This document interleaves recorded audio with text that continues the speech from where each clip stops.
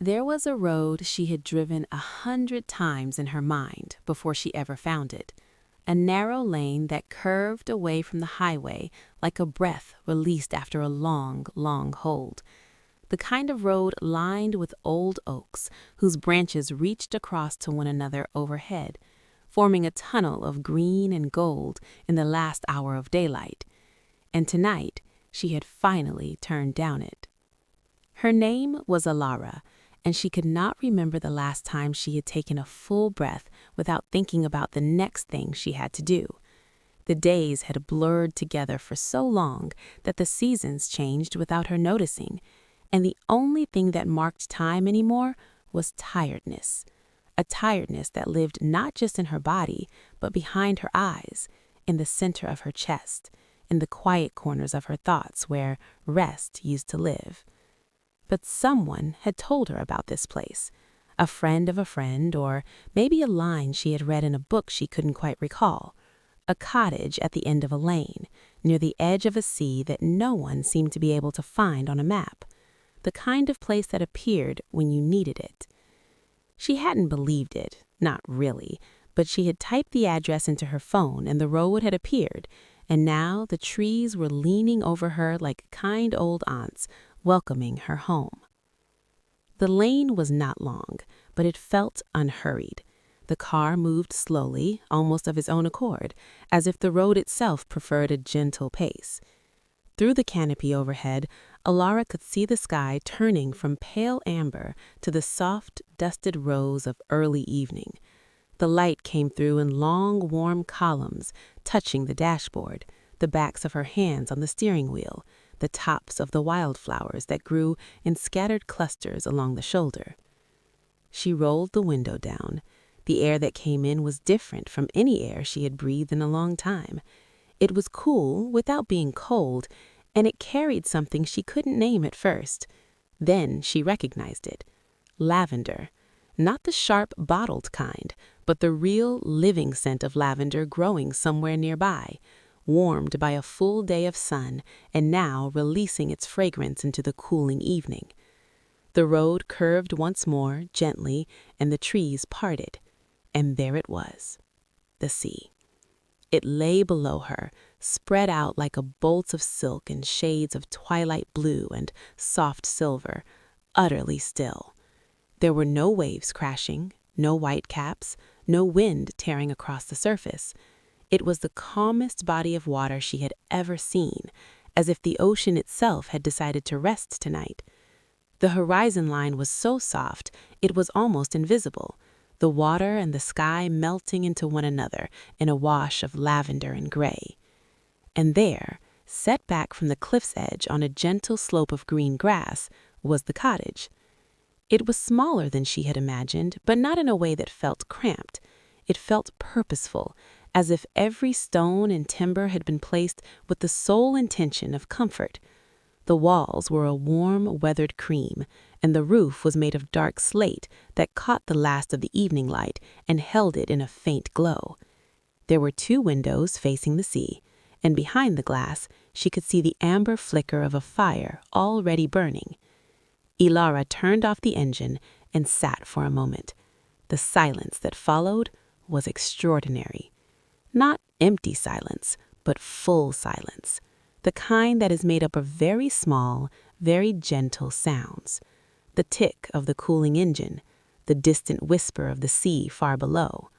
A bird somewhere in the hedgerow beside the cottage, singing 3 soft notes over and over, as if reminding the evening to be kind. She stepped out of the car. The grass beneath her shoes was thick and soft, the kind of grass that made you want to take your shoes off and feel it between your toes. She didn't do that yet, but the thought itself felt like a small gift, a reminder that she was allowed to want simple things. The path to the front door was made of flat, pale stones set into the earth, each one smooth and warm even now, as if they had been absorbing sunlight all day just for this moment. There were small clusters of thyme growing between them, and with every step she took, a faint herbal sweetness rose up from beneath her feet. The front door was painted a deep, quiet blue, the color of the sky just after the sun disappears, before the stars arrive. There was no lock, only a round brass handle that turned easily under her hand. The door swung open without a sound, and warmth came out to meet her like an old friend. She stepped inside. The first thing she noticed was the light. It was not the harsh brightness of overhead bulbs or the blue glare of a screen. It was firelight, amber and alive, coming from a stone hearth set into the far wall of the room. The fire was modest but steady, the kind that had been burning for a while and would continue burning without any tending, as if it understood that tonight was not a night for effort. The room was simple. A deep armchair upholstered in faded linen the color of oatmeal sat angled toward the fire, with a wool blanket folded over one arm. A small round table beside it held a ceramic mug and a teapot, both warm to the touch, as if someone had just set them down. The tea smelled of chamomile and honey, with something else beneath it, something floral she couldn't name, something that made her shoulders drop half an inch without her deciding to do so. The floor was made of wide oak planks, darkened by age, but smooth underfoot, and there was a rug in front of the hearth, thick and soft, patterned in muted blues and creams. Bookshelves lined the wall to her left, not filled with impressive volumes, but with the kind of books that have soft covers and cracked spines, the ones that have been read many times and loved without fuss. Elara set her bag down by the door. She didn't unpack it. She didn't check her phone. She walked to the armchair and sat down, and the cushion received her weight with a gentle give, as if it had been waiting. She pulled the wool blanket across her lap. It was heavier than it looked, and warm, and the weight of it against her legs felt like a kind hand pressing gently down, saying, "You don't have to hold anything up right now." She poured the tea. The liquid was golden, almost luminous in the firelight, and when she brought the mug to her lips, the steam touched her face like a whisper. She drank.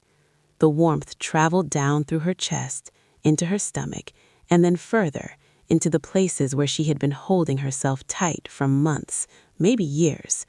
Something in her softened, not all at once, but like the first crack in a frozen river, small but undeniable.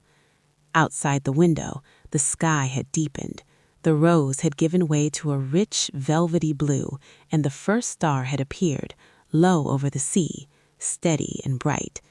Elara watched it through the glass and felt something she had almost forgotten how to feel. She felt welcome. She sat with the tea for a long time, or what felt like a long time. It was difficult to tell in this place.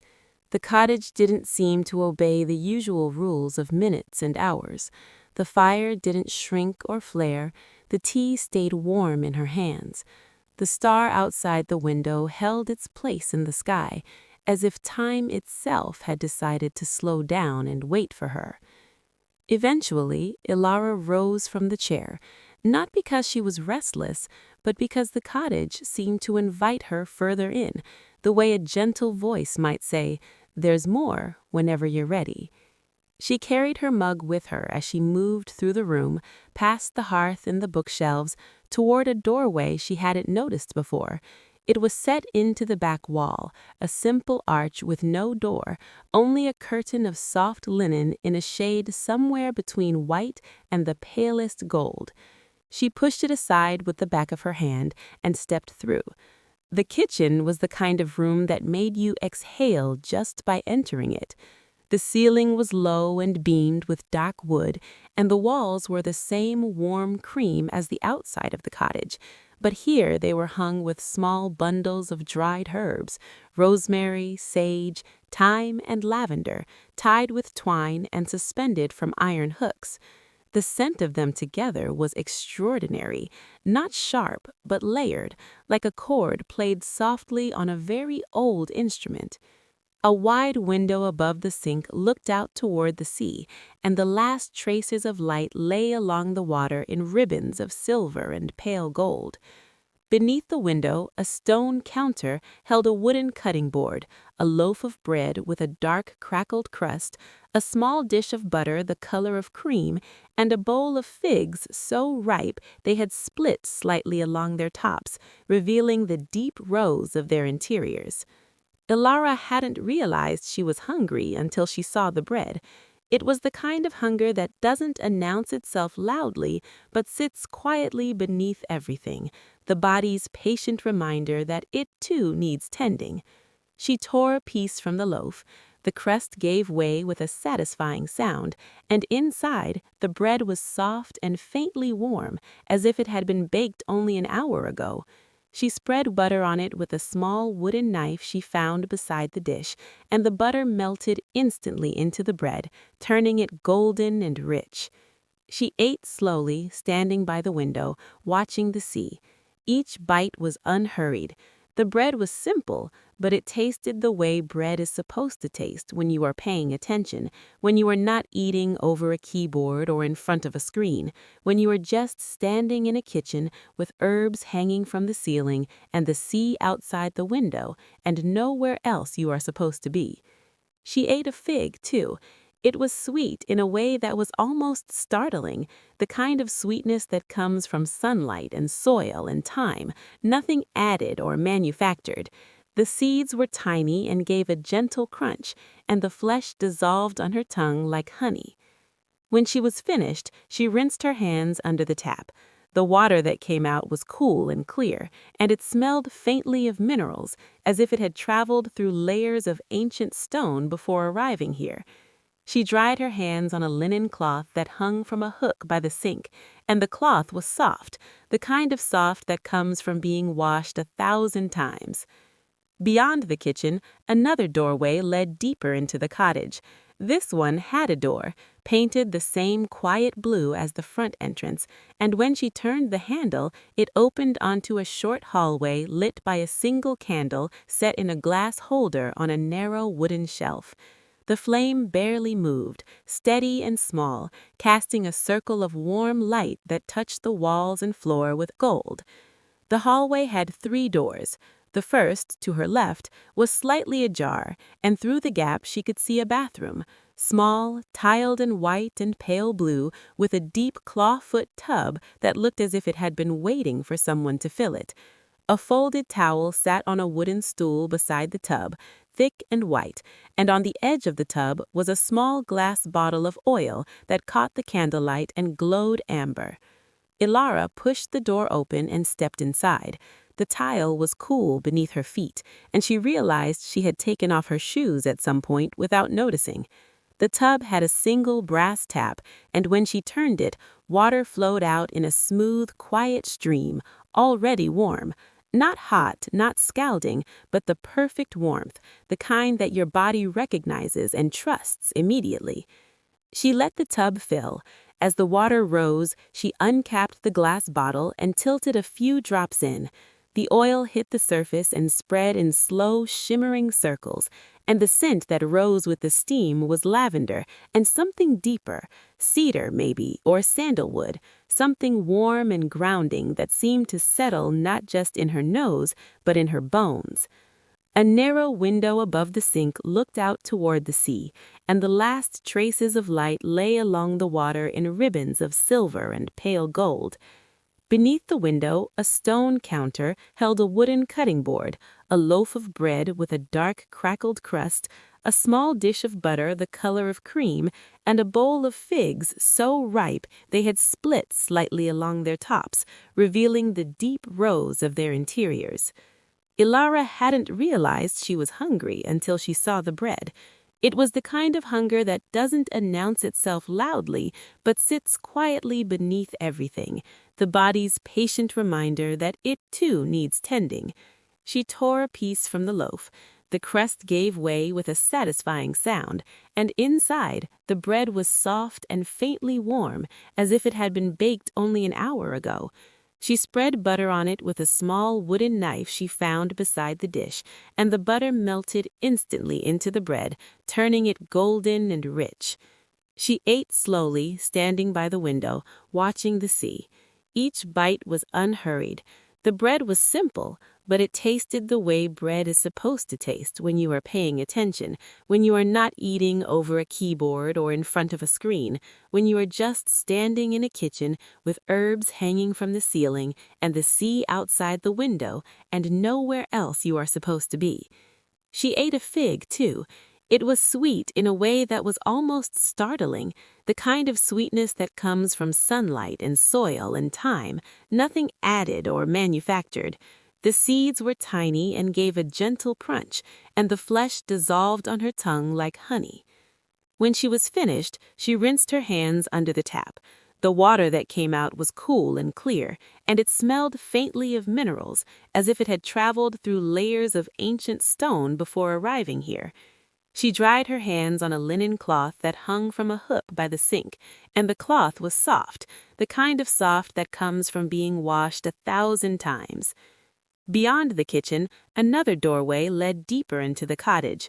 This one had a door, painted the same quiet blue as the front entrance, and when she turned the handle, it opened onto a short hallway lit by a single candle set in a glass holder on a narrow wooden shelf. The flame barely moved, steady and small, casting a circle of warm light that touched the walls and floor with gold. The hallway had 3 doors. The first, to her left, was slightly ajar, and through the gap she could see a bathroom, small, tiled in white and pale blue, with a deep clawfoot tub that looked as if it had been waiting for someone to fill it.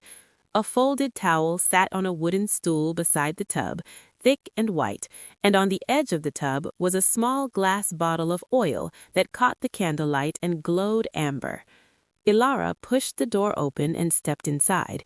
The tile was cool beneath her feet, and she realized she had taken off her shoes at some point without noticing. The tub had a single brass tap, and when she turned it, water flowed out in a smooth, quiet stream, already warm. Not hot, not scalding, but the perfect warmth, the kind that your body recognizes and trusts immediately. She let the tub fill. As the water rose, she uncapped the glass bottle and tilted a few drops in. The oil hit the surface and spread in slow, shimmering circles, and the scent that rose with the steam was lavender and something deeper, cedar maybe, or sandalwood, something warm and grounding that seemed to settle not just in her nose, but in her bones. A narrow window above the sink looked out toward the sea, and the last traces of light lay along the water in ribbons of silver and pale gold. Beneath the window, a stone counter held a wooden cutting board, a loaf of bread with a dark crackled crust, a small dish of butter the color of cream, and a bowl of figs so ripe they had split slightly along their tops, revealing the deep rose of their interiors. Elara hadn't realized she was hungry until she saw the bread. It was the kind of hunger that doesn't announce itself loudly, but sits quietly beneath everything, the body's patient reminder that it too needs tending. She tore a piece from the loaf. The crust gave way with a satisfying sound, and inside, the bread was soft and faintly warm, as if it had been baked only an hour ago. She spread butter on it with a small wooden knife she found beside the dish, and the butter melted instantly into the bread, turning it golden and rich. She ate slowly, standing by the window, watching the sea. Each bite was unhurried. The bread was simple, but it tasted the way bread is supposed to taste when you are paying attention, when you are not eating over a keyboard or in front of a screen, when you are just... The sky above the cottage was not merely dark, it was deep, endlessly deep, the kind of sky you only see when you are far from cities, far from highways, far from all the electric hum that keeps the modern world awake. It was a sky that remembered what darkness was supposed to be, not empty, but full, full of stars. And such stars! They were scattered across the sky in drifts and clusters, some so bright they seemed close enough to touch, others so faint they appeared only when Elara looked slightly to the side of them, as if they were shy and preferred to be noticed softly. The Milky Way stretched overhead in a great luminous arch, pale and shimmering, like a river of light flowing through the heavens. Elara stood on the grass in her bare feet and her soft blue robe and looked up, and for the first time in longer than she could remember, her mind went completely quiet. Not forced quiet, not the strained silence of trying to meditate or trying to stop thinking, just quiet, the way a pond goes still when the wind stops. The thoughts were there, somewhere, but they had settled to the bottom, and the surface was clear. The grass was cool and damp with the first traces of evening dew. It felt extraordinary against her bare soles, each blade distinct, alive, 1,000 tiny points of contact between her body and the earth. She curled her toes into it and felt the soil beneath, firm and cool, and something about that contact, her feet on the ground holding her up, felt like the simplest and most important truth in the world.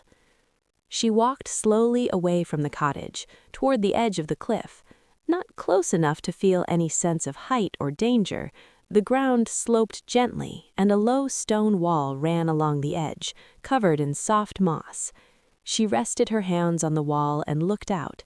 The sea below was impossibly still.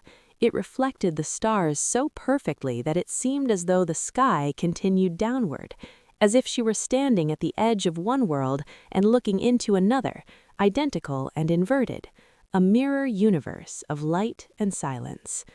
The only movement was a slow, rhythmic pulse, not quite a wave, more like the sea breathing, a gentle rise and fall that she could hear as a soft, continuous whisper far below. The air was cool against her face, carrying the salt of the sea and the lavender from somewhere behind her, the two scents braiding together in a way that felt both wild and tender. She breathed it in deeply, feeling her ribs expand, her lungs open, her chest lift. Then she let it out, slowly, and the breath seemed to carry something away with it, some small piece of the weight she had been carrying. She did this again, and again, each breath a little slower, a little deeper, each exhale releasing something she didn't need to name.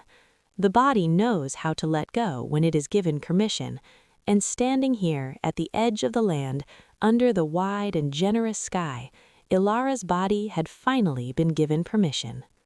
After a while, she turned and looked back at the cottage. It glowed like a lantern in the darkness, warm and steady, the firelight in the windows making it look like a small beating heart set into the hillside. Beyond it, further up the slope, she could see something she hadn't noticed from the car, a garden. Even in the darkness, she could tell it was vast. It began just behind the cottage and stretched up the hill in terraces, each level held in place by low stone walls, similar to the one she leaned against now. She could see the shapes of plants and shrubs, the pale blooms of flowers that opened at night, and the soft silver-green shimmer of what she was now certain was lavender, rows and rows of it, climbing the hillside in gentle curves. A path led from the back of the cottage into the garden, and the path was lined with small stones that seemed to hold their own faint light, a pale moonlit glow that made them visible even in the deep darkness. It was an invitation, gentle and clear. Elara walked back across the grass, past the front of the cottage and around to the back. The garden opened before her like a secret someone had been keeping just for her. The first terrace was herbs. She recognized them by their scents before she could see them clearly, the bright green clarity of basil, the warm earthiness of oregano, the sharp sweetness of mint. They grew in generous, untidy beds, spilling over the edges of their borders, reaching towards the path as if they wanted to be touched. She brushed her fingers across a clump of mint as she passed, and the scent rose up around her like a small green cloud, fresh and alive. The second terrace was flowers. Roses, she thought, though not the stiff, formal roses of florist shops. These were old roses, the kind that grow as they please, with soft, full blooms in shades of blush and cream and the faintest pink, their petals so delicate they seemed translucent in the starlight. They grew on low bushes and climbing frames, and the air around them was thick with fragrance, sweet but not cloying, rich but not heavy, the kind of scent that makes you close your eyes involuntarily just to experience it more fully. Among the roses were other flowers she couldn't name. Some were small and star-shaped, growing in clusters close to the ground, their petals white with a faint blue tinge. Others were tall and bell-shaped, hanging from slender stems that swayed in a breeze so slight she couldn't feel it on her skin. Each one seemed to glow with its own faint inner light, as if the flowers had absorbed the day's sunshine and now were giving it back, slowly, generously, to the night. The third terrace was the lavender. She had been smelling it since she first rolled down her car window, but nothing had prepared her for the sight of it. It grew in long, curving rows that followed the contour of the hillside, and in the starlight, the blossoms were a luminous silver purple, like something from a dream. The scent was everywhere now, not just a note in the air, but the air itself, warm and herbal and deeply, profoundly calming. Elara walked between the rows. The lavender came up to her waist, and as she moved, the plants brushed against the fabric of her robe and against her hands, releasing fresh waves of fragrance with every step. It was like walking through a scented cloud, like being held inside a fragrance, rather than simply smelling it. The path continued upward, beyond the lavender, into a part of the garden she couldn't quite see. The glowing stones led the way, patient and steady, and she followed them. The air grew slightly cooler as she climbed, and the sound of the sea grew softer, replaced by another sound, water, running water somewhere ahead of her in the darkness. She crested the top of the lavender terrace and stopped. Before her, the garden opened into a wide, flat meadow, and the meadow was filled with moonlight. The moon had risen while she was in the garden, full and low over the far hills, and its light poured across the meadow like silver water, touching everything, turning the grass to pewter, the wildflowers to pale jewels, the air itself to something luminous and still. In the center of the meadow she could see the source of the sound. A stream, narrow and clear, wound through the grass like a silver ribbon. Elara walked towards it, her bare feet leaving dark prints in the dewy grass, and with each step the world grew quieter, softer, more deeply still.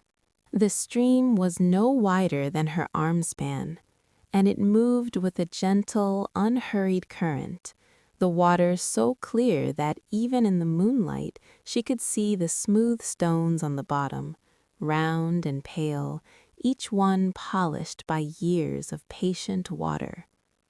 The sound it made was the most soothing sound she had ever heard. Not a rush or a roar, but a continuous liquid murmur, like a voice speaking very softly in a language made entirely of comfort.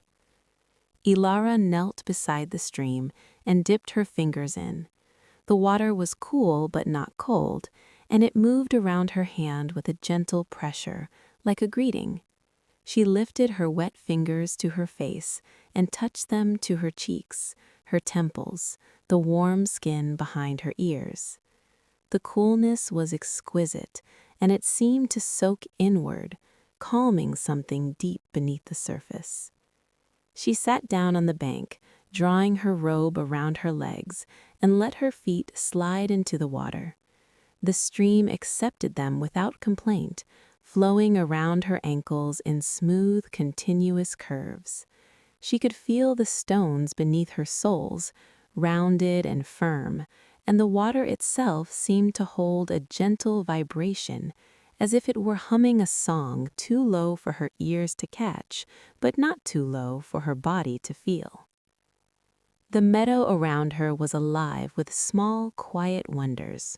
Fireflies drifted through the tall grass on the far bank, their lights blinking on and off in no particular pattern, each one a tiny, wandering star. The wildflowers that grew along the stream's edge were mostly white, small daisies and clover and something that looked like baby's breath. their petals wide open to the moon, as if drinking in the light. She noticed, after a while, that the stream didn't seem to originate from anywhere visible. It simply appeared from a gentle fold in the meadow to her right, as if it rose from the earth itself, and it flowed to her left, curving through the grass and disappearing into a stand of silver birch trees at the meadow's edge. The birches were beautiful. Their pale bark gleamed in the moonlight, and their leaves, small and round, trembled in the faintest possible breeze, making a sound like very soft, very distant applause. Beyond the birches, she could see something else, a shape, a bridge, she realized, a small, arched bridge made of pale stone, crossing the stream where it entered the trees. It was simple and graceful, its curve a perfect half-moon reflected in the water below, so that together, the bridge and its reflection formed a complete circle of stone and light. Elara pulled her feet from the water and stood. The grass was cold and wet against her skin, and the contrast with the warmth of her robe made her feel vividly, pleasantly present, aware of her body, aware of the air, aware of each sensation as it arrived and passed. She followed the stream toward the birch trees. The path of glowing stones reappeared, as if it had been waiting for her to choose this direction, and it led her through the tall grass and into the grove. The birches closed around her like a gentle company, their trunks pale columns in the moonlight, their leaves rustling overhead in a continuous, whispering conversation. The air inside the grove was different. It was warmer than the meadow, sheltered by the trees, and it smelled of earth and bark and the clean green scent of new leaves.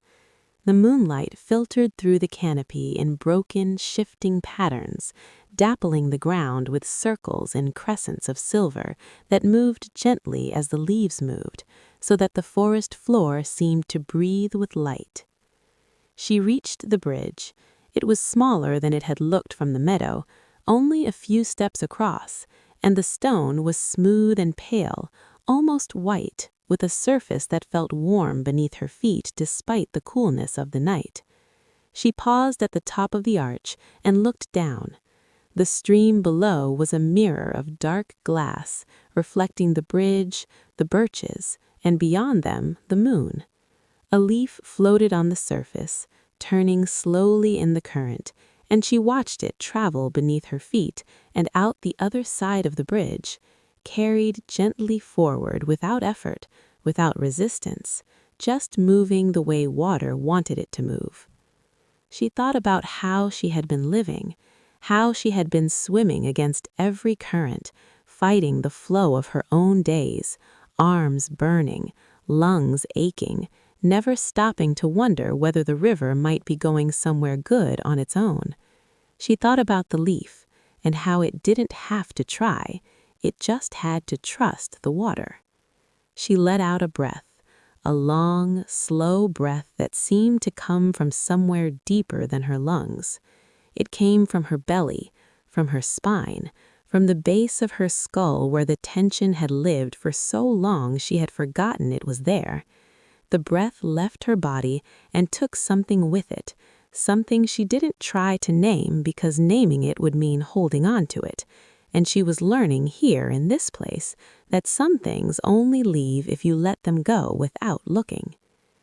On the far side of the bridge, the grove opened into a smaller meadow, a clearing, really, circular and intimate, no larger than a room. The grass here was softer and shorter than in the larger meadow, as if it were tended by hands that knew exactly how much to cut and when to stop. In the center of the clearing stood a tree. It was a willow, the largest, most graceful willow she had ever seen. Its trunk was ancient and thick, the bark deeply furrowed in a way that looked not old, but wise, the kind of surface you wanted to press your palm against and feel the years stored inside.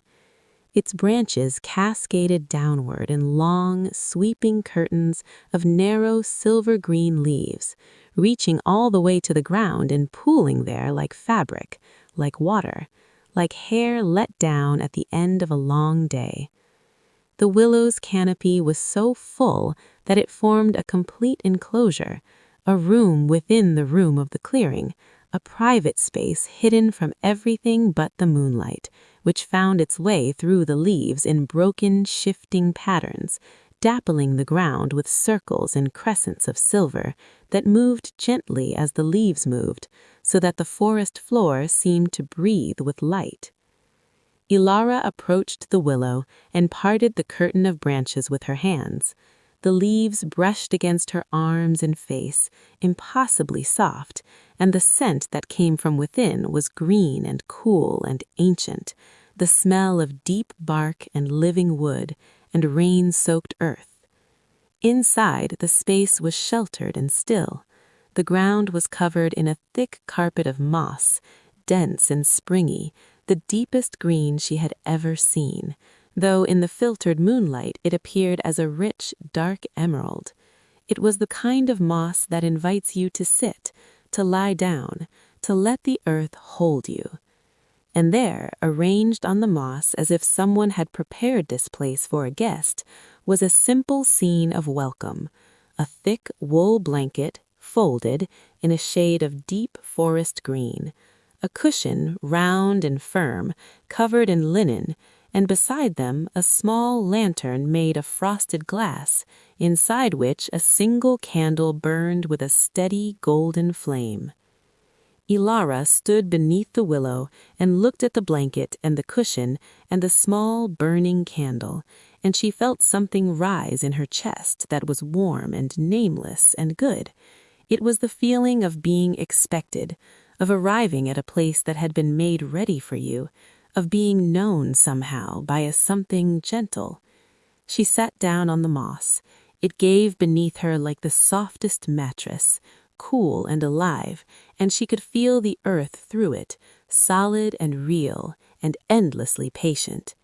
She drew the blanket over her legs and leaned back against the trunk of the willow, and the bark was warm against her back, radiating a gentle heat as if the tree had its own slow, deep fire burning somewhere inside. Above her, through the veil of willow leaves, the stars continued their quiet watch. She didn't know how long she sat there before she heard the footsteps. They were quiet, careful footsteps, the kind made by someone who understood that the night preferred soft sounds. They came from beyond the willow's curtain, moving through the grass with a rhythm that was neither hurried nor hesitant, just steady and calm. Elara was not afraid. She couldn't explain why, except that everything about this place had taught her, from the moment she turned down the lane, that nothing here intended harm. The cottage, the garden, the meadow, the stream, they had all been one continuous gesture of welcome, and whatever was approaching now was part of that same gesture. The willow branches parted, and a woman stepped through. She was older, not elderly, but old enough that her face carried the particular beauty that comes from years of smiling, from years of sun and wind and laughter. Her hair was silver white and loose around her shoulders, and it caught the candlelight and held it, the way the sea held the stars. Her eyes were dark and warm, the color of strong tea, and they held a steady kindness that required no words to communicate. She wore a long dress of soft gray linen that moved around her like mist, and over it a shawl of deep blue wool, the same blue as the cottage doors, the same blue as Elara's robe. She carried a basket in the crook of one arm, and in her other hand she held a second lantern, its flame a warm gold that doubled the light inside the willow's canopy. She looked at Elara and smiled, and the smile was like the first sip of tea in the cottage. It traveled through Elara and reached places she didn't know were cold until they began to warm. "You found it," the woman said. Her voice was low and clear, like a note played on a cello, and it had the quality of a voice that has spoken many gentle things over many years. The willow always knows when someone is coming. It drops its branches a little lower, makes the space inside a little softer. I think it's the tree's way of setting the table.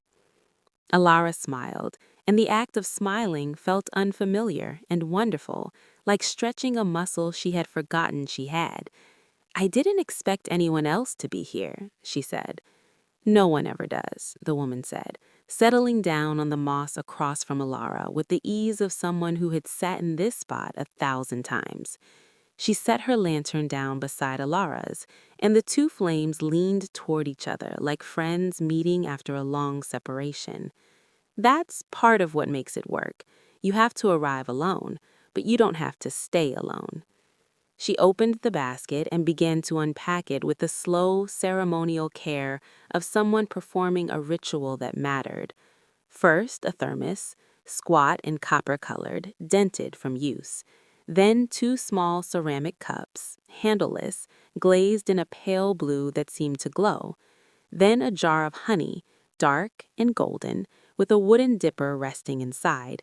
And finally, a small cloth bundle that she unwrapped to reveal a collection of dried flowers and herbs, chamomile blossoms, dried lavender, rose petals, and small curled leaves of something Elara didn't recognize. "I'm Marin," the woman said, as she opened the thermos. Steam rose from the mouth of it, fragrant and warm, and she poured the liquid into both cups. "I've been here a long time, or maybe it's only been a little while. Time doesn't behave itself on this hill." She handed Elara one of the cups. The ceramic was warm in her palms, and the tea inside was a color she had never seen tea achieve, a deep, luminous amber with threads of gold swirling through it, as if the liquid itself were alive. The scent that rose from it was layered and complex and deeply soothing. Chamomile and honey, yes, but also something floral and ancient, like the memory of every garden that has ever grown. "This is what I call the letting go tea," Marin said, wrapping both hands around her own cup and breathing in the steam. "It doesn't make you forget anything. It just makes it easier to set things down, the way you'd set down a heavy bag at the end of a long walk. The bag is still there. You can pick it up tomorrow if you want, but for now, your arms can rest." Elara sipped the tea. It was the warmest thing she had ever tasted, and the warmth was not just temperature. It was a quality, a depth, a kindness. It moved through her the way music moves through a room, touching everything, without force, changing the atmosphere simply by being present. She felt her spine soften. She felt the muscles around her eyes release. She felt something in the center of her chest, a tight, closed fist she didn't know was there, begin to very slowly to open. "I don't remember the last time I wasn't tired," Elara said, and was surprised to hear herself say it out loud. It wasn't a complaint. It was just the truth, spoken plainly to someone who seemed safe enough to hear it. Marin nodded. Her expression didn't change to pity or concern, and Elara was grateful for that. It remained what it had been from the beginning, steady, warm, understanding. "Of course you're tired," she said. "You've been carrying the weight of your own life without ever putting it down. Most people do. They carry it when they eat, when they walk, when they lie down at night. They carry it into their sleep and then wonder why they wake up just as heavy." She sipped her tea and looked up through the willow leaves at the sky.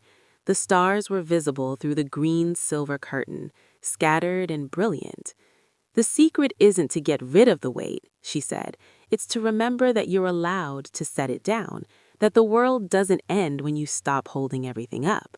The earth keeps turning, the stars keep shining, the sea keeps breathing. None of it needs you to manage it tonight." Elara felt the truth of this settle into her like a stone sinking to the bottom of a clear pond, gently, with almost no disturbance, finding its place. She looked into her tea and watched the golden bread spiral slowly, going nowhere, needing nothing.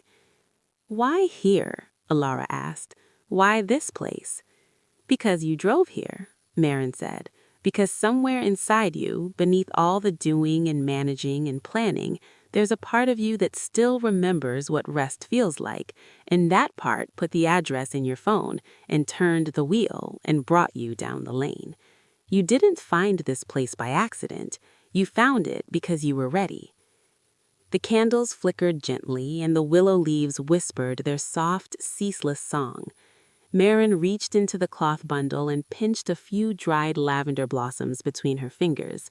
She held them over her cup and let them fall, one by one, on the surface of the tea, where they floated like tiny purple boats. "Everything you need for tonight is already here. The cottage is yours. The garden is yours. The sea will keep singing. You don't have to earn any of it. You just have to let it in."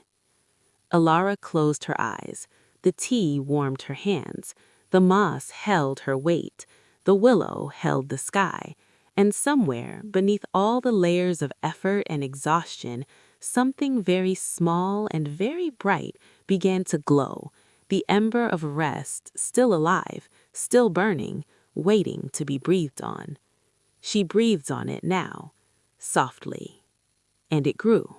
They sat together for a long, easy time, and the conversation that passed between them was unlike any conversation Elara could remember having. It had no urgency. No one was performing or persuading or waiting for their turn to speak. It moved the way the stream moved, naturally, without destination, following whatever path the ground offered. Marin spoke about the garden the way a mother speaks about a child, with love but without possessiveness. She told Elara about the roses on the second terrace, how each one had been planted from a cutting taken from a garden that had mattered to someone. "That pale pink one near the stone wall came from a garden in the south of France," Marin said. "A woman brought me the cutting wrapped in a damp cloth. She said it had been her grandmother's rose, and her grandmother had planted it the year she fell in love. I put it in the ground, and it grew without any fuss at all, as if it had been waiting to come home." She told Elara about the herbs, how each one had its own personality. The basil was eager and bold, always the first to grow in spring, always reaching for the sun with an enthusiasm that made you smile. The thyme was patient and steady, spreading slowly across the stones, never showy but always present when you needed it. The mint, she said, laughing softly, was the troublemaker, always trying to take over the beds, sending runners under walls and into places it hadn't been invited. But you couldn't be angry with it because it meant so well, and because it smelled like summer mornings. Elara listened and felt the words settle into her like seeds into soil. She didn't need to respond with anything clever or interesting. She just needed to be here, on this moss, in this light, receiving these gentle stories the way the earth receives rain. After a while, Marin set down her empty cup and looked at Elara with those warm, dark eyes. "Would you like to see something?" she asked. Elara nodded. Marin stood and offered her hand, and Elara took it. Marin's hand was warm and dry, the skin soft with age, the grip gentle but sure. She led Elara out through the willow curtain and into the clearing, and from there along a path that Elara hadn't noticed before, a path that led not back toward the garden or the meadow, but further up the hill, into the higher reaches of the land. The path was lined with the same softly glowing stones, and as they walked, Elara noticed that the stones seemed to respond to their footsteps, growing slightly brighter as they approached and dimming gently after they passed, as if the light were greeting them and then respectfully looking away. The ground rose gradually, and the landscape changed. The meadow grass gave way to a field of tall, soft grasses that swayed in a breeze so gentle it was more of a suggestion than a wind. The grasses were silver in the moonlight, and they moved in slow, rolling waves, like the surface of a peaceful sea translated into land. Walking through them, Elara felt the soft tips of the grasses brush against her hands and the fabric of her robe, and each touch was a tiny whisper, A tiny hello. "This is what I call the silver field," Marin said, walking just ahead. "It grows wild. I've never planted a thing here. I think the hill itself decides what to grow, and it always decides on something beautiful." They crested the hill, and Elara stopped. Below them, on the far side of the slope, lay a small valley, sheltered and hidden, and in the valley was a lake. The lake was perfectly round, as if it had been drawn with a compass, and it was utterly, impossibly still. The moon hung directly above it, and the lake reflected the moon so perfectly that there seemed to be two moons, one in the sky and one in the water, mirror twins of white gold light. The shores of the lake were lined with trees, not birches here, but something older, trees with wide, spreading canopies and dark, gnarled trunks that spoke of centuries. Between the trees, the ground was covered in moss and ferns, and the ferns curled and uncurled in slow, dreaming spirals, their fronds silver-tipped in the moonlight. And across the surface of the lake, floating without moving, were flowers, hundreds of them, water lilies, their broad, round leaves resting on the surface like green plates, and their blossoms, white, the purest white Elara had ever seen, open to the moon. Each one was a perfect cup of petals, and each one seemed to hold its own small portion of moonlight, so that the lake was scattered with circles of white and gold, like a sky full of earth-bound stars. "This is the resting lake," Marin said softly. "No one swims in it, no one fishes. It exists purely to be still. I come here sometimes when the world feels like it's too much, and I sit on the shore and watch the lilies, and after a while, everything that was too much becomes just enough." They descended the slope together, and the grass was dewy and cool, and the air grew softer as they approached the water. The scent here was different from the garden. It was the clean, mineral scent of fresh water, mixed with the green fragrance of lily pads and the dark, rich perfume of wet earth. Marin led Elara to a spot on the shore where a large, flat stone jutted out over the water like a natural bench. The stone was covered in a thin layer of dry moss that made it soft enough to sit on, and when Elara settled onto it, she found that the stone was warm, the way the path stones had been warm, the way the willow's bark had been warm. Warmth seemed to be the native language of this place. They sat side by side, their feet dangling above the water, and looked out at the lilies and the moon. "I want to tell you something," Marin said, and her voice was quieter now, the way voices get when they are carrying something true. "I want to tell you about the lilies." Elara waited. Each lily on this lake appeared on the night that someone, somewhere, finally allowed themselves to rest. Not sleep, rest. Real rest. The kind that goes deeper than the body. The kind that happens when you stop trying to be anything other than what you already are. Marin paused and watched a lily near the shore, its petals luminous. "That one appeared 3 nights ago. I don't know who it belongs to, but I know that somewhere in the world someone exhaled and stopped holding on and let themselves be held, and the lake felt it and grew a lily." Elara looked out at the hundreds of flowers, hundreds of moments of surrender, hundreds of people scattered across the world who had found their way to the same simple truth that letting go was not the same as giving up. "Will there be one for me?" she asked, and her voice was very small, not with sadness, but with something tender and hopeful. Marin looked at her and smiled. "Look at the water near your feet." Elara looked down, and there, in the dark water just below the stone where she sat, a light was rising, faint at first, then brighter, a pale, round shape ascending from the deep, like a moon rising from the bottom of the lake.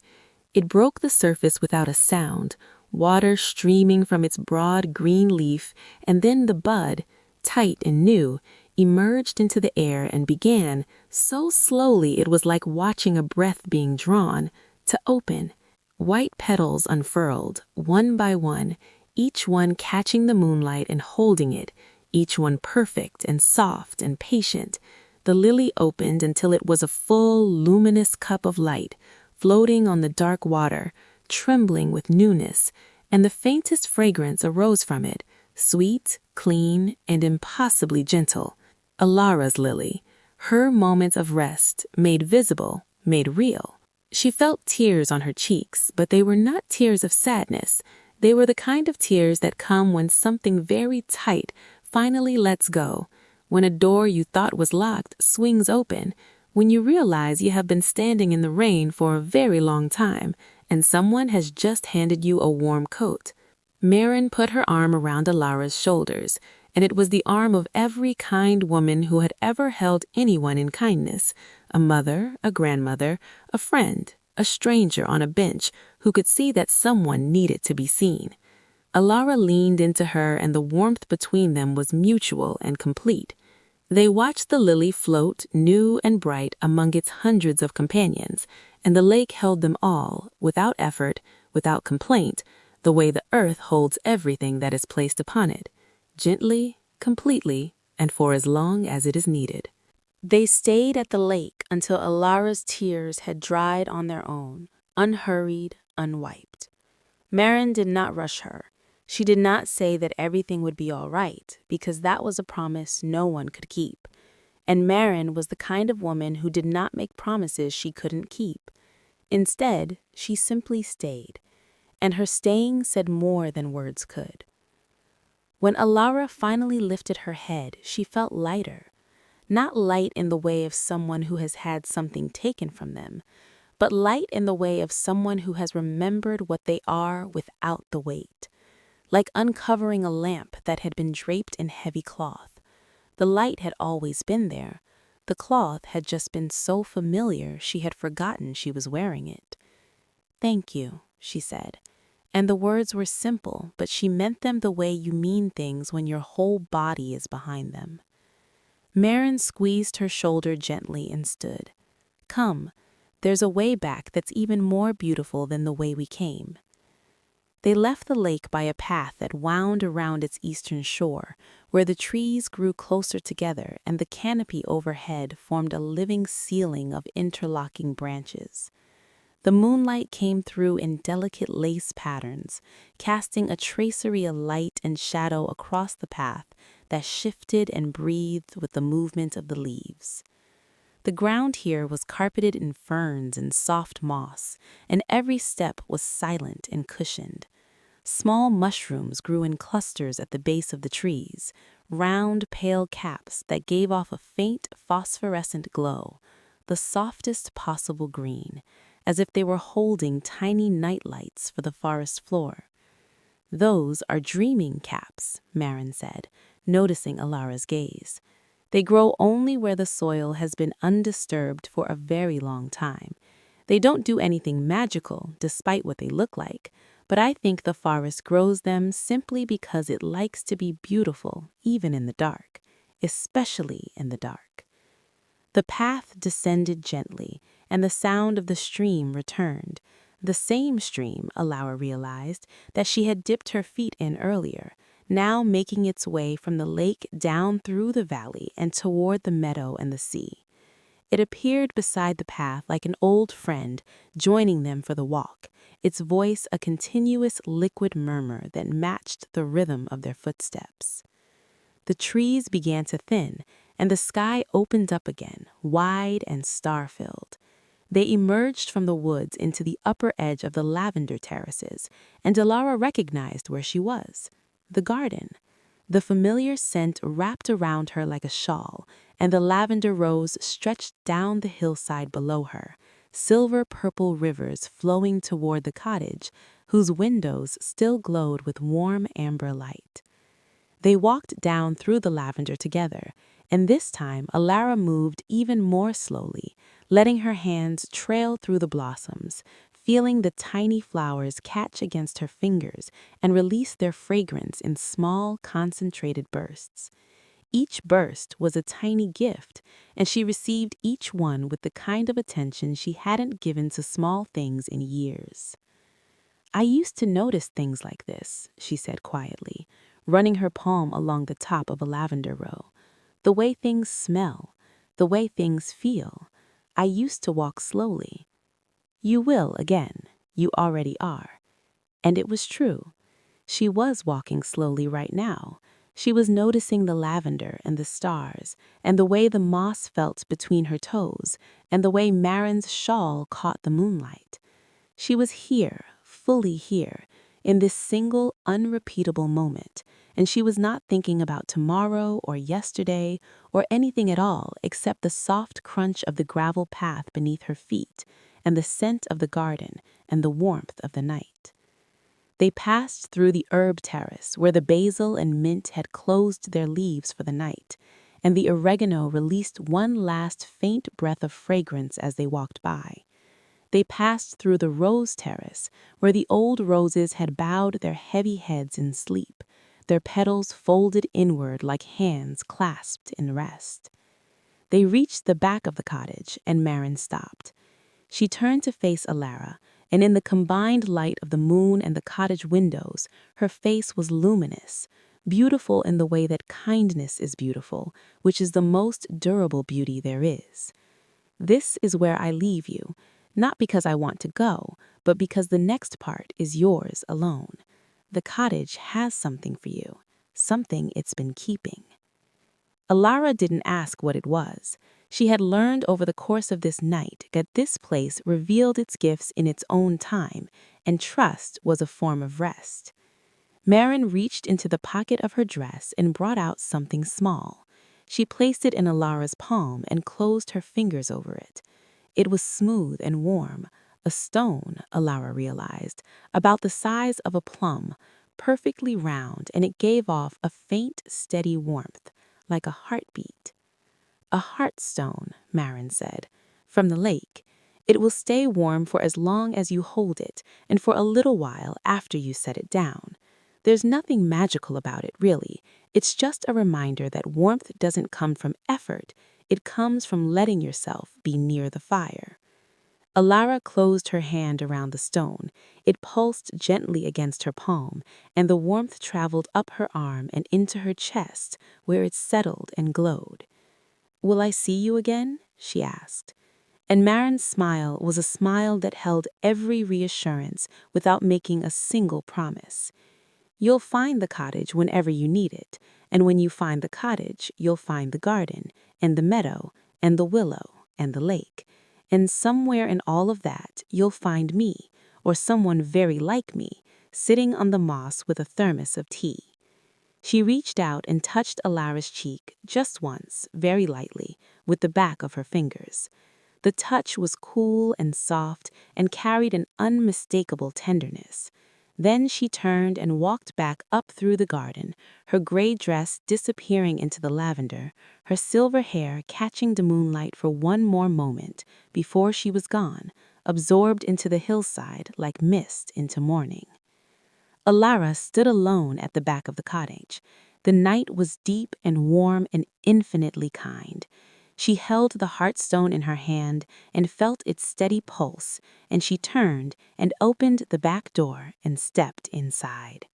The cottage received her the way it had from the first moment, with warmth, with quiet, with the unspoken assurance that she was exactly where she was supposed to be. The fire in the hearth had settled into a bed of deep, glowing embers, orange and red and pulsing faintly like a sleeping heart.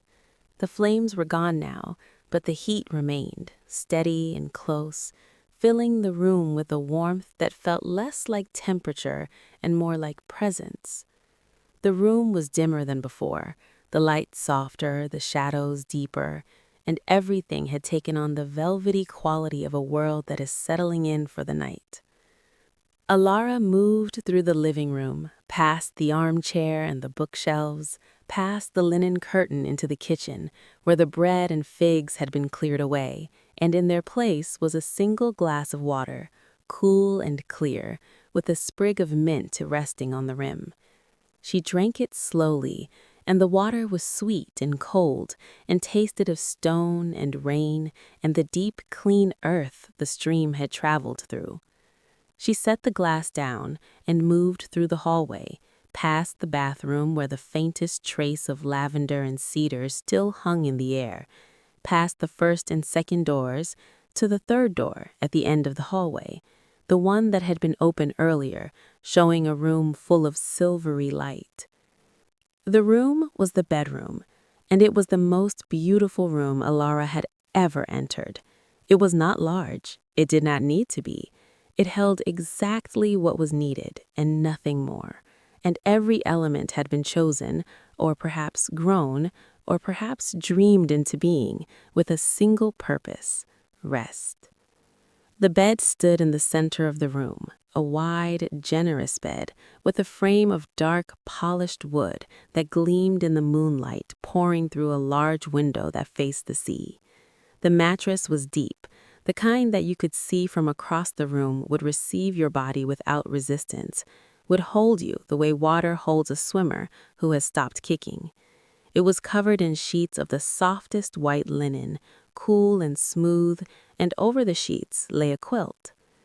The quilt was extraordinary. It was made of dozens of fabric squares in shades of deep blue, soft gray, pale cream, and lavender, stitched together with small, even stitches that spoke of patience and care. Each square was a different texture, some smooth, some slightly nubbed, some silky, some woolly, and together they created a surface that was not uniform but harmonious, the way a garden is harmonious, with variety and difference held together by a single intention of beauty. Elara touched the quilt with her fingertips. It was heavier than it looked, the kind of weight that presses you gently into the mattress and tells your body it is safe to be heavy, safe to surrender to gravity, safe to stop holding itself up. The window beside the bed was open, just a few inches, and through the gap came the sound of the sea. Not the loud, crashing sea of storms and shipwrecks, but the other sea, the one that exists on calm nights when the wind is still, the sea that breathes, in and out, rise and fall, a rhythm so ancient and so steady that the human body recognizes it immediately because it is the rhythm the body was built on, the rhythm of the womb, the rhythm of the mother's breath, the rhythm that says over and over, without words, I am here, I am here, I am here. The curtains, sheer, white, gauzy, moved with the smallest breath of air from the window, swaying inward and then settling, inward and then settling in time with the sound of the sea. The moonlight came through them and was softened, diffused, turned into a pale, luminous mist that filled the room with silver and made every surface, the bed, the floor, the walls, glow with a gentle, dreamlike light. Beside the bed, on a small wooden nightstand, sat a candle in a glass holder, the flames small and steady, and next to it a sprig of dried lavender tied with a thin blue ribbon. The scent of it was the same scent that had been with Elara all evening, but here, in this room, it was quieter, more intimate, like a whisper meant only for her. She placed the hearthstone Marin had given her on the nightstand, beside the candle. It sat there, round and smooth, giving off its gentle warmth, and the candlelight touched it and made it glow, soft and amber, like a small captured sunset. Elara untied the sash of her robe and let it fall from her shoulders. The air was warm enough that her skin felt comfortable, held, and she folded the robe and set it on a chair by the window.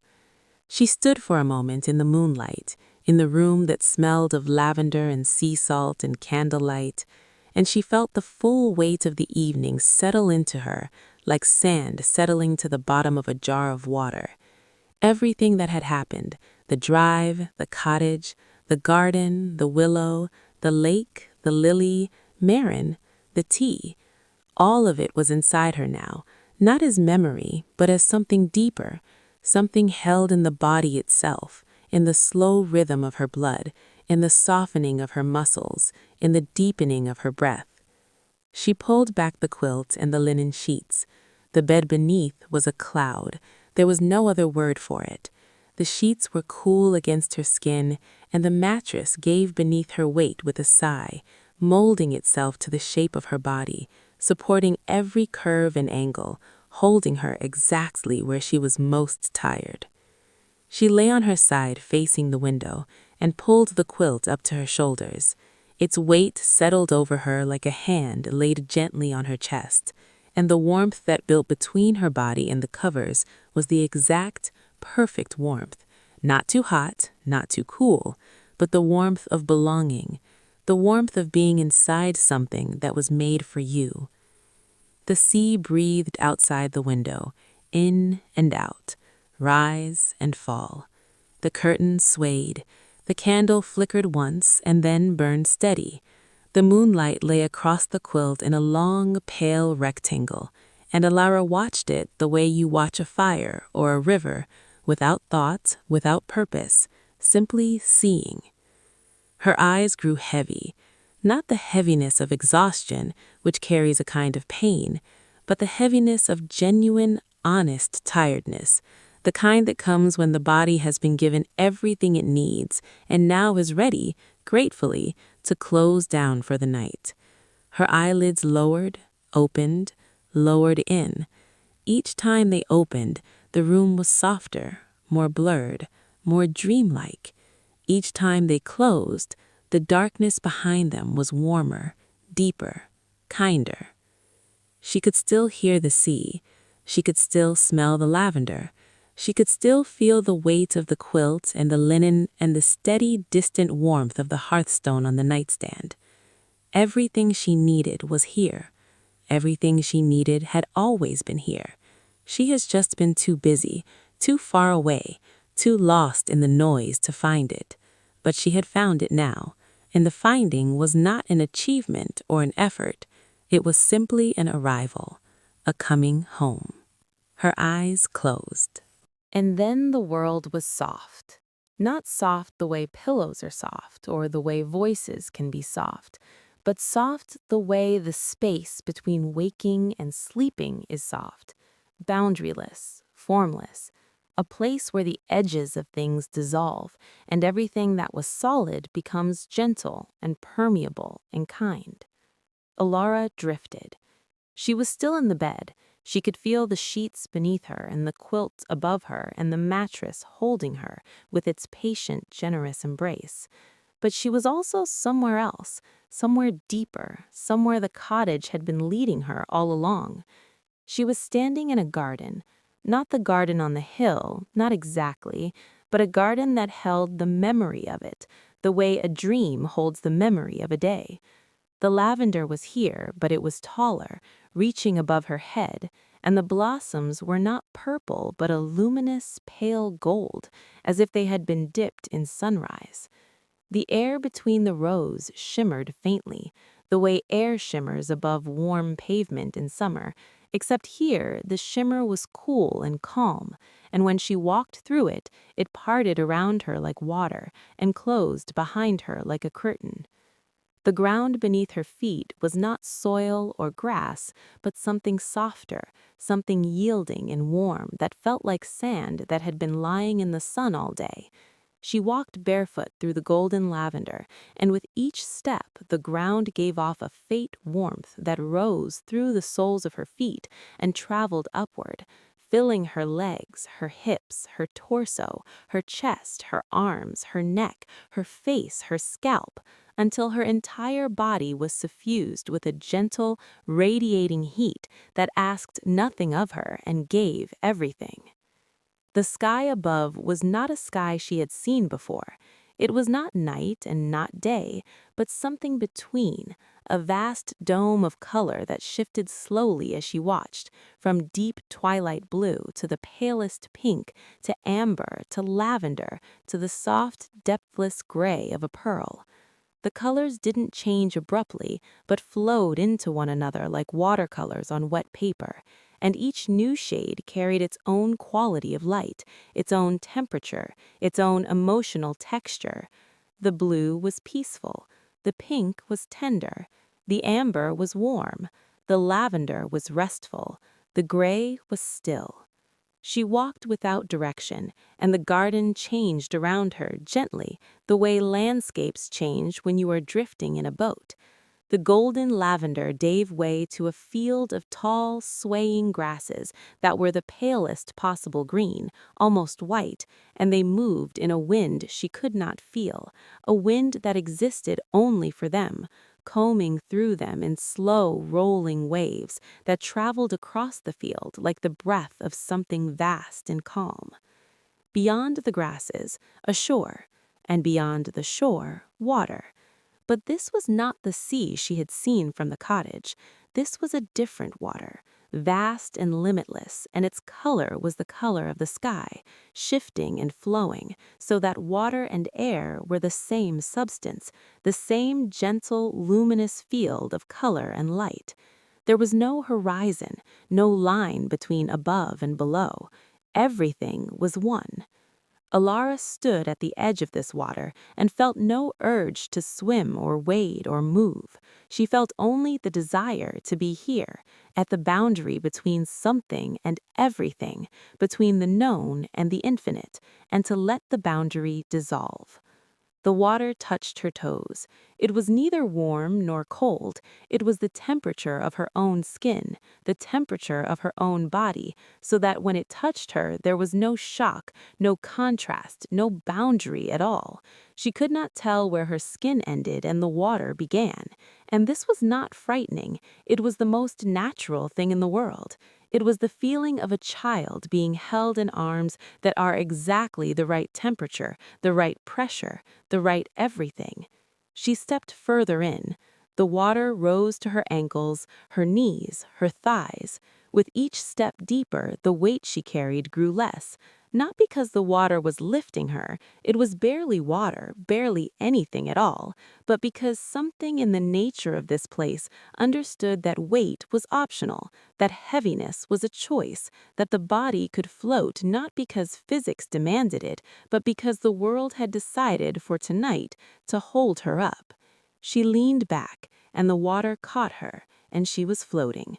Her arms spread to her sides, her hair fanned out around her head in a dark halo.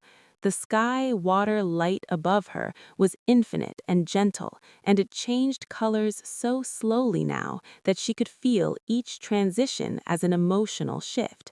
The pink making her smile, the blue deepening her breath, the amber warming her chest, the gray stilling her mind. Every muscle in her body was released, not relaxed, released. There is a difference. Relaxation is a step down from tension.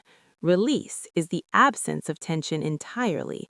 The body returned to its original state, the state it was in before the first deadline, the first worry, the first sleepless night. It is the body as it was meant to be, soft, alive, at ease, and profoundly, deeply at rest. She could hear something, not with her ears were beneath the water, but with her whole body, the way you hear a bass note in a concert hall, felt as much as heard. It was a tone, a single sustained tone, low and warm and endlessly resonant, like the hum of the earth itself, like the sound the planet might make if you put your ear to its heart. It vibrated through the water and through her body and through the space between, and it was not a sound that demanded attention. It was a sound that gave permission, permission to be still, permission to stop thinking, permission to let the last held breath go and trust that the next one would come on its own. She exhaled, and the tone held her exhale the way a river holds a leaf, carrying it gently outward, letting it go. She inhaled, and the air that came in was not just air, but everything gentle she had ever known, the scent of her mother's kitchen, the warmth of a favorite sweater, the feel of a dog's ear between her fingers, the sound of rain on a window when there is nowhere to be. It all came in with the breath, and it filled her not just in her lungs, but everywhere, in every cell, every fiber, every forgotten and neglected corner of her being. She was full, not of food or drink or information or obligation, full of rest, full of stillness, full of the quiet, unshakable knowledge that she was enough. She had always been enough, and the world had never needed her to be more. The colors above her slowed. The pink faded, the amber dimmed, the lavender deepened into violet, and the violet deepened into a darkness that was not absence, but fullness, the darkness of rich soil, of deep water, of closed eyes that have finally stopped searching for light because they have found it within. The hum faded, not away, but inward, settling into her bones like a song she would carry without knowing she was carrying it. The water grew warmer, or she grew warmer, or the difference between them ceased to exist entirely. She was sinking, not down, but into the warmth, into the stillness, into the deep, quiet center of something she could not name, but did not need to. It was the place beneath thought, beneath memory, beneath dreams. It was the place where rest lives when it is not being used, the reservoir from which every good night's sleep is drawn. She entered it the way a river enters the sea, completely, willingly, and without looking back. Somewhere beneath the surface, in the warm and boundaryless deep, Elara came to rest. Not the rest of a nap or a pause between efforts, not the rest of someone who will soon get up and resume, but the true rest, the old rest, the rest that the body remembers from before language, before worry, before the very first morning that arrived too early. The rest that exists at the bottom of everything, like bedrock beneath a river. She did not dream. She did not need to. Dreams are the mind's way of sorting the day, and this place was beneath the day, beneath all days, in a stillness so complete that even the mind's restless habit of making pictures had gone quiet. There was nothing to sort, nothing to solve, nothing to understand. There was only the warmth and the weight of the quilt, because she was still in the bed, still in the cottage, still wrapped in linen and lavender, and the sound of the sea, which had become so much a part of her breathing that she could no longer tell where one ended and the other began. The sea breathed in. She breathed in. The sea breathed out. She breathed out. In and out. Rise and fall. The rhythm was the oldest rhythm in the world, older than clocks, older than calendars, older than the human need to measure and control and make sense of time. It was the rhythm that rocked the continents into being, that pulled the tides up the shore and let them go, that turned the planet slowly, slowly through the dark. Her body was heavy in the best possible way, the kind of heavy that a stone is on a riverbed, not sinking, not struggling, just settled, placed, at home in the deep. Each part of her had found its rest. Her feet, which had walked the garden and the meadow and the shore, were warm and loose, the arches released, the toes soft. Her legs, which had carried her through lavender and moonlight and moss, were heavy and still.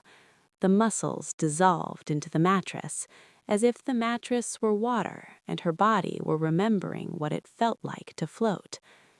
Her hips, where she stored the long hours of sitting and standing and doing, had opened like flowers, the tension unwound and laid down and left at the side of the path. Her back, which had held her upright through more days than she could count, was finally, fully supported. The mattress cradled every vertebra, every muscle, every inch of the long, patient spine that had carried the weight of her world.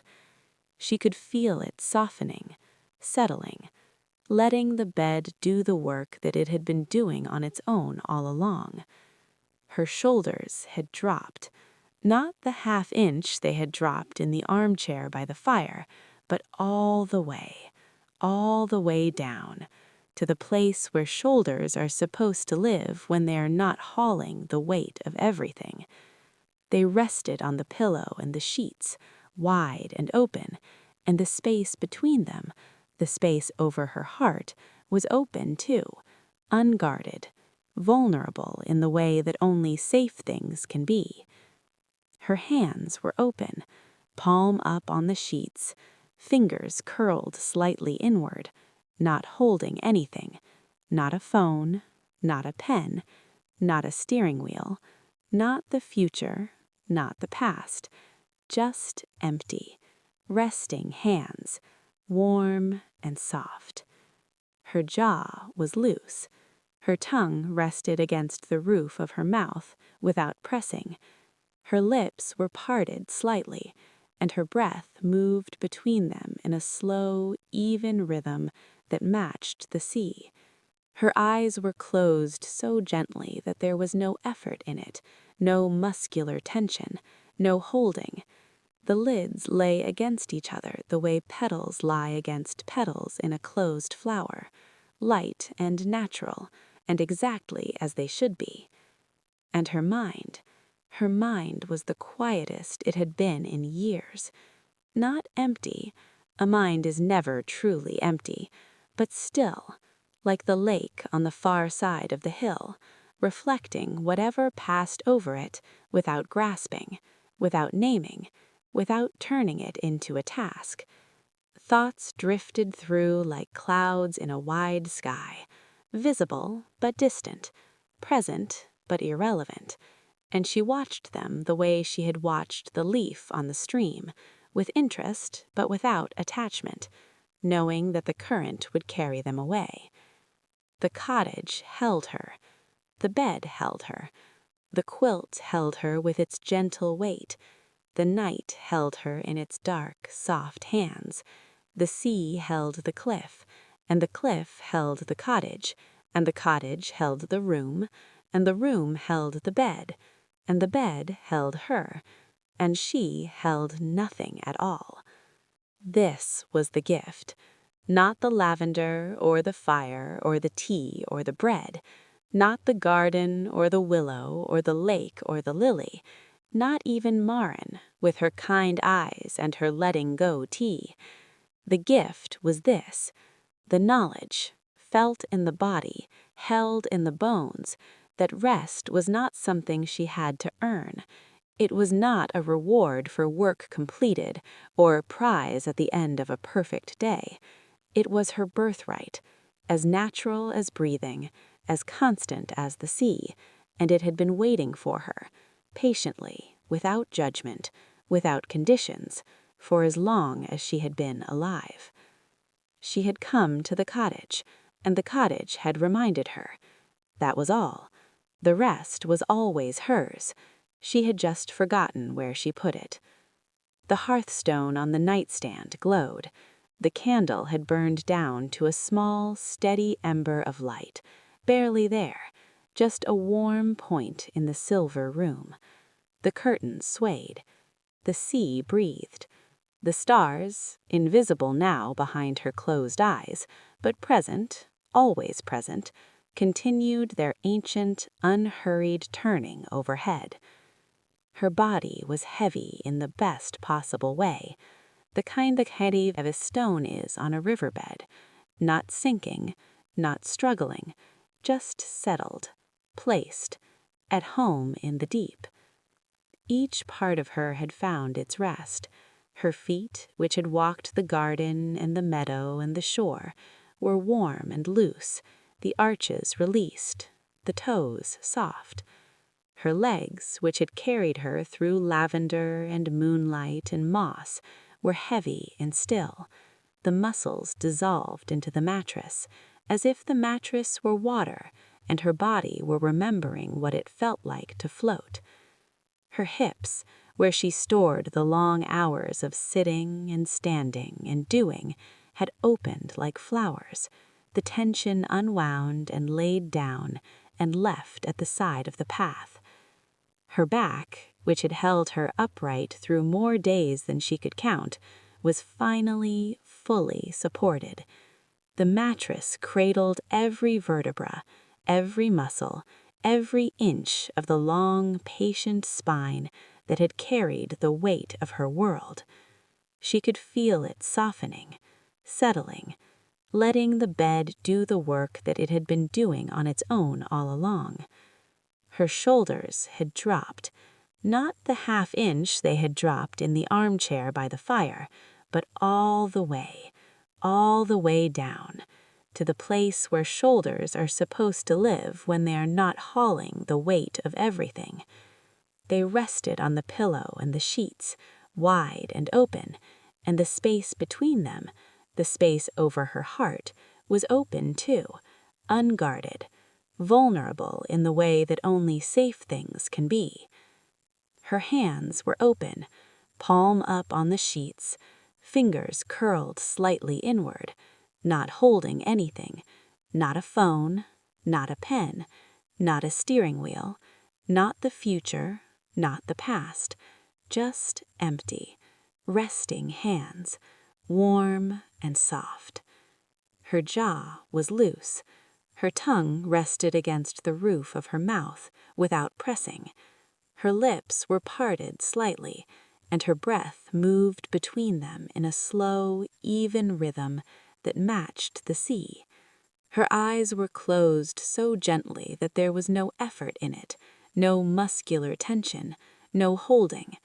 The lids lay against each other the way petals lie against petals in a closed flower, light and natural, and exactly as they should be.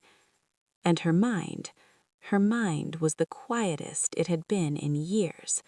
Not empty, a mind is never truly empty, but still, like the lake on the far side of the hill, reflecting whatever passed over it without grasping, without naming, without turning it into a task.